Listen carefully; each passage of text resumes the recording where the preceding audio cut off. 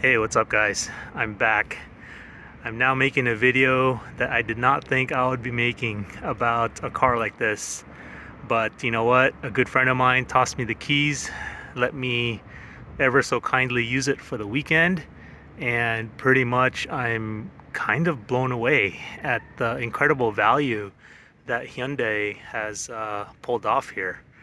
And really, if you're in the market for a four-door sedan or even a hatchback or one of these kind of sport compact, Swiss Army knife type of cars, then I really think that this car, the Elantra N, is worth considering.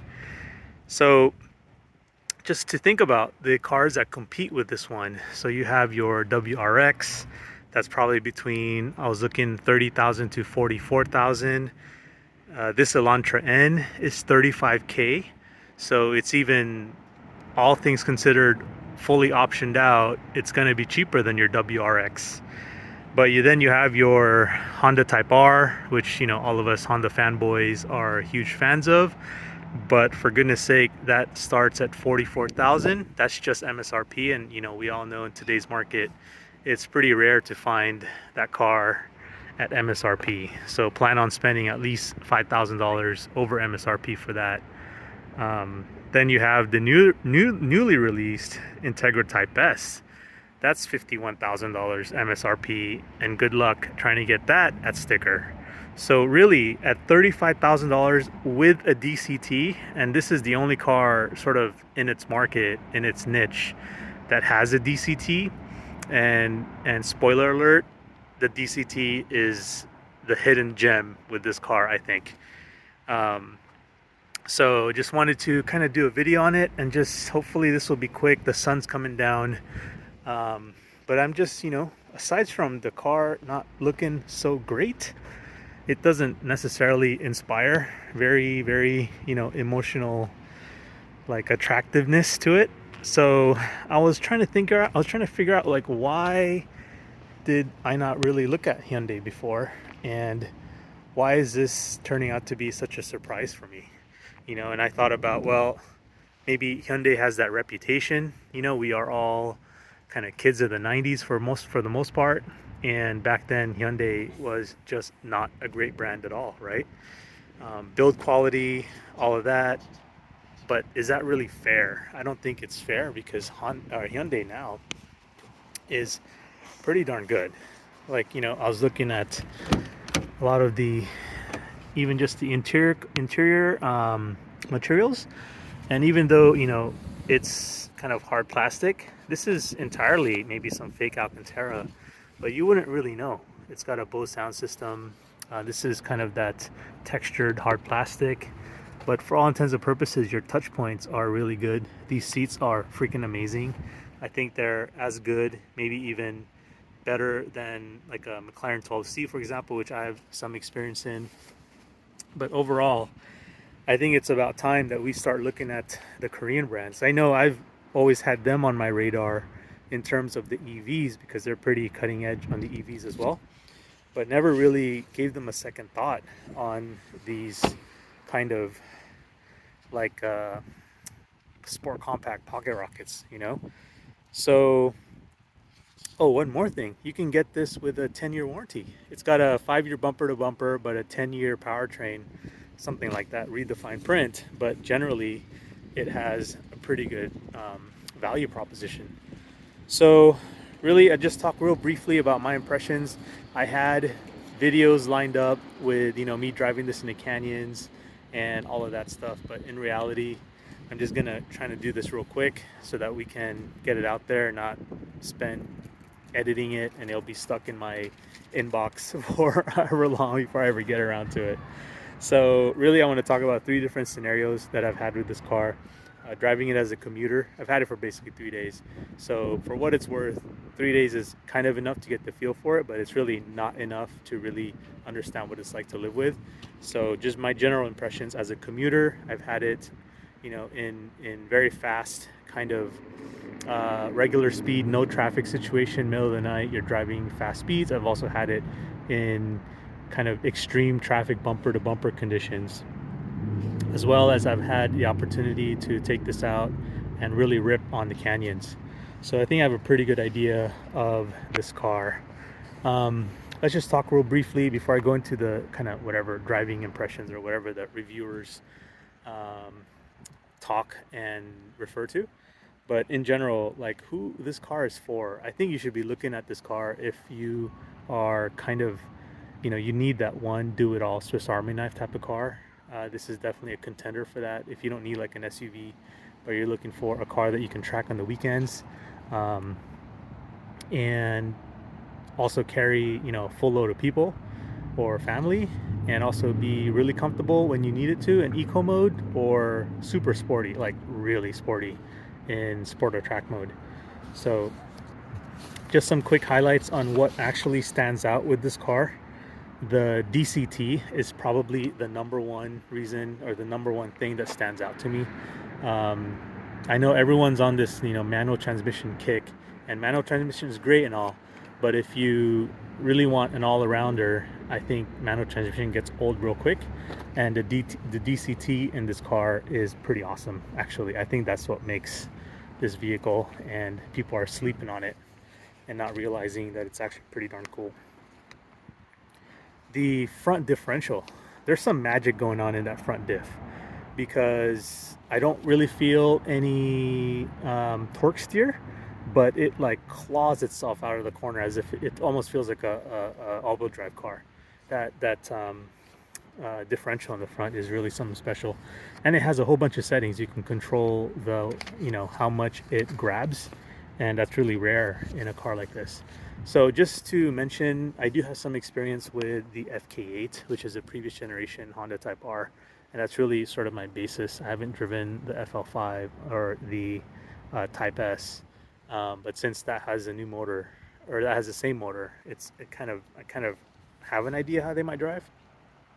Um, the other thing I really like about this car is the overall balance. The balance of the car is pretty darn good. You can tell that the BMW M Sport influence is really in the chassis. I don't know, I haven't looked if the suspension's different. I kind of didn't want to go down the rabbit hole of like reading about this car before driving it. I kind of just wanted to drive it and figure out um, like with raw emotion how it felt, and just kind of without being tainted by the numbers. But I did eventually look at the numbers. It's about 3,300 pounds. The DCT adds about 100 pounds of weight, which makes it totally worth it. I wouldn't even consider buying this in a stick. It's just you get so much more with the DCT. But yeah, the overall balance of the suspension is wonderful. Speaking of suspension, so this has a very distinct track mode, which is not too stiff, even on super bumpy California canyon roads that I'm used to, and soft mode. So in comfort or eco mode, it's very livable, probably more comfortable than most of the basic commuters out there. So the dual nature of the suspension is really quite good. I haven't checked if it has magnetic ride or not. It probably does not, um, but definitely has very good suspension. So anyway, things that stand out, the last things is it's been pretty livable as a commuter, but it's not going to be as useful as like the hatchback in the Hondas. Um, but if you can get over the looks, I'm a good friend of mine, by the way. I'll link his Instagram and YouTube below. This is his car. All he did was put on a front lip, wheels, and side splitters, and really there's nothing else. And I kind of already wrecked his front lip, so sorry, man. I'll buy you a new one. But it's pretty much stock except for tires. So by the way, he's got the which ones are these? RE71s. Yep, RE71s RSs on here. And with these tires or any sticky 200 tread wear tires, this thing really wakes up.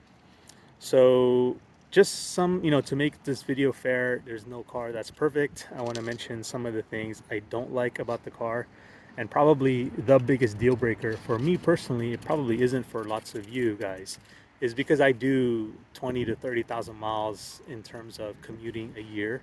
I really need that active cruise control. So I was really shocked to find out that as good as Hyundai's active cruise control is, ACC, their ADAS system, that they did not include it in this car. So this was one of the items that they chose to omit from the car, and you can tell they did a very, very selective kind of they very, very thoughtful value engineering process, which is just a term for reducing the cost. So those are one of the items that got the axe, and that was unfortunately the adaptive cruise control. And this also got a few things that probably could be better. Like one of the other cost-cutting measures is something minor, but it only has one touch on driver's side. So I found that really interesting. Actually, you know what? Maybe that's just a lock button, never mind. So I could also do without the pops and bangs in the exhaust. So if you put this in sport mode or track mode, it's got snap, crackle, and pop in the exhaust back there, and it's fairly loud. If you've been around, the Instagram and the Twitters, then you'll see that cops are actually pulling you over or have pulled over folks with this stock exhaust system. I would say if I was really being nitpicky, and this shouldn't be a deal breaker at all, but the DCT, the programming for the DCT is pretty good for like most of your driving, but there are some edge cases where the DCT could be a little smoother. So for example, at certain throttle throttle position, so very, very light throttle, it kind of like will lurch sometimes as the clutch grabs. It may not downshift as quickly as you might like in certain scenarios, but for the most part, it's kind of just part of the DCT. It's not a perfect transmission, but when it's in its sweet spot, it is really, really good. The programming of the DCT, especially when you're in sport mode and it's just in automatic DCT mode, the programming is really, really quite good. It makes the car come alive, in my opinion. And for some folks, let's see, the lift back is kind of a bummer, because this would really, in my next car, my next commuter, I really have to have a lift back. But that does come down, and the rear strut tower brace that's here sort of really limits your ability to stuff anything big back there. You can, once the seat comes down, you can certainly, put like skis or whatever through it, but anything larger, you can't really use that pass through. So that might be a bummer for some of you guys. If it wasn't such a huge structural piece and I owned this car, I'd probably take that out, to be honest. So this NGS button, it's actually pretty cool. I think it's called N Grin Mode or some weird, totally corny name that Hyundai has given it. But it gives you like 20 seconds of more boost, and it gives you like crazy, sporty throttle mapping. It'll downshift for you. It'll put you like in the max possible power band in your RPM. It's just like a quick overtake button. I consider that like an overtake button. So even if you're in eco mode, you just press it once and boom, the whole car just completely changes character like instantly. It's great. The brakes, let's talk about the brakes.